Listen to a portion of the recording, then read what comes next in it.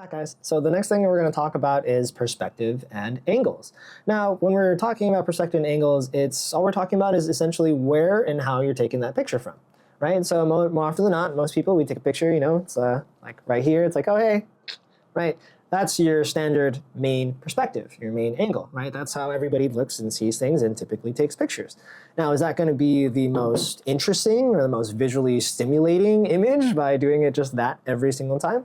Chances are not necessarily, right? So when we're talking about perspective and angles, what we're trying to think about is how do we change either one of those things to create a little bit of a different take on an image, right? So, very simply, this is one way, but we can also go up and kind of aim down, right? Kind of just give like a little bit of a top-down angle.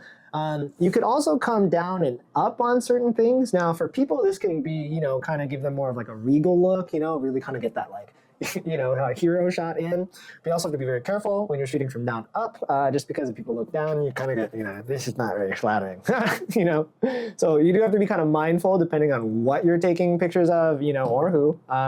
But essentially, it's just playing around with where you're taking that shot from to see how what kind of different perspective or angle you can capture on it. So if we look at, these different images that I have as samples right here, this first one, I kind of like my friend was walking down. We're going to the Osaka Aquarium, and I saw this nice shadow going on the ground. So I was like, oh, maybe if I get both of them. So I kind of just tilted forward my camera and I captured him at the top and that nice line of shadows leading right up into him, right? And so it kind of just captured this really, kind of fun, interesting moment, right? And going back into this one on the top right here. So this is once again a Buddhist temple in Japan. I can get really close to the little idols right there and get right in front of it. But once again, I like that wall kind of, blocking it, as you're kind of seeing it come around the corner.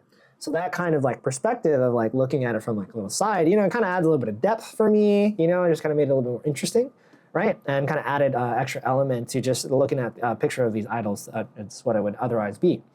Now, if we look here at this picture on the bottom, this was in San Francisco, I think, in Chinatown over there, so we're just kind of going up, right? And our main subject is going to be the lantern, but it's like just the perspective of having the lantern kind of with this contrasting building and the shape and the kind of details of it. It's just, see, there's so many ways that you kind of put this together, right? This is just a few ideas of what I thought when it comes to perspective and angles. Yeah, guys, and just like always, if you have any questions, please let me know in the comments, all right? Talk soon.